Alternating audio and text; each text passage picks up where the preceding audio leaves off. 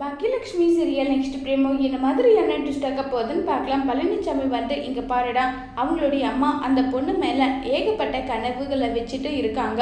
அந்த பொண்ணு நல்லா படிக்கணும், ஒரு நல்ல நிலைமைக்கு வரணும், அதுக்கப்புறம் தான் கல்யாணம் பண்ணணும், இந்த மாதிரியெல்லாம் அவங்க ஏகப்பட்ட பிளான் போட்டு வச்சுருக்காங்க.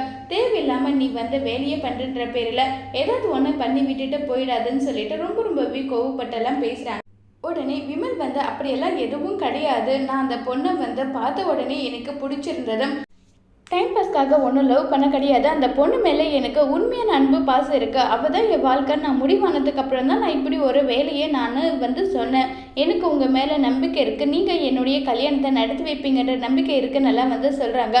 பழனிசாமி அந்த பொண்ணு படிக்க வேண்டிய வயசு பொண்ணு, அந்த பொண்ணு மேலே நீ தேவையில்லாத விஷயத்துலலாம் இன்டர்ஃபியர் ஆகிறது உனக்கு நல்லது கிடையாதுன்னு சொல்லிட்டு ரொம்பவே கோவப்பட்டெல்லாம் பேசுகிறாங்க. இதை கேட்டதும் நீங்கள் என்ன பண்ணுவீங்க ஏது பண்ணுவீங்க அது எதுவுமே எனக்கு தெரியாது, எப்படி நீங்க தான் இந்த கல்யாணத்தை நடத்தி ஆகணும்னு சொல்லிட்டு பயங்கர கோவத்துல இருக்காங்க. இப்ப பழனிசாமி என்ன முடிவு எடுக்க போறாங்கிறத வரப்போற எபிசோட்ல வெயிட் பண்ணி பார்க்கலாம். தேங்க்யூ.